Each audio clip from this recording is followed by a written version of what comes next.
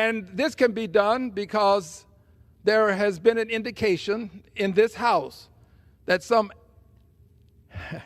$880 billion will be cut, or should be cut. I'm going to fight it. Attempt to cut, I'm going to fight it, from the committee that has jurisdiction over Medicaid and Medicare. $880 billion. You can't cut $880 billion out of the appropriations that would emanate from that committee without cutting into Medicaid or Medicare. You have to do it.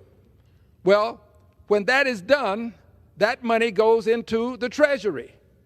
So now you add the stealth tax, which was a tariff, and you add the money that you're saving now by putting people who need health care in harm's way as it relates to their health care.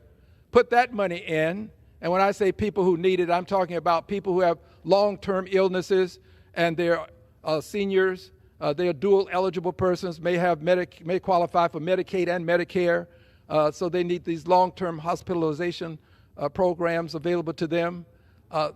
That can be cut. Talking about children in this country, approximately 40% of all children benefit from Medicaid at some point in their lives. That can be cut. These cuts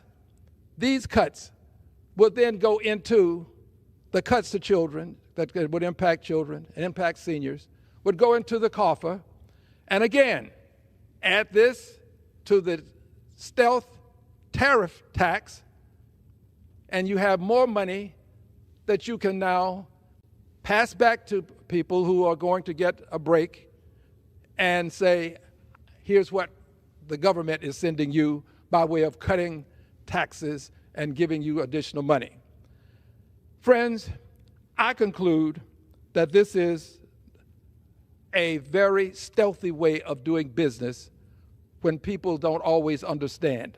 I believe that if people truly understand how the president is amassing this tax break for billionaires, I think they're going to be exceedingly upset.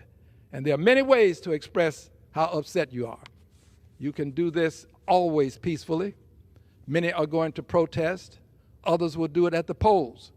A good many of my colleagues who are participating as persons who are aiding and abetting, if you will, many of them will find that, as they are finding out currently, that they are going to be received in less than a very warm way when they find themselves having town meetings. They're already experiencing this. That's why many of them are not having their town meetings.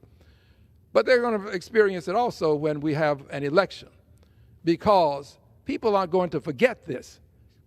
They're not going to forget how the president desperately tried to tax them so that he could then return money, some to them if they would qualify, but much to billionaires who would qualify. This is, in my opinion, a shameful and disgraceful way for the president to tell people that they're going to get a tax break when it's really their money that is being returned to them by way of this tariff.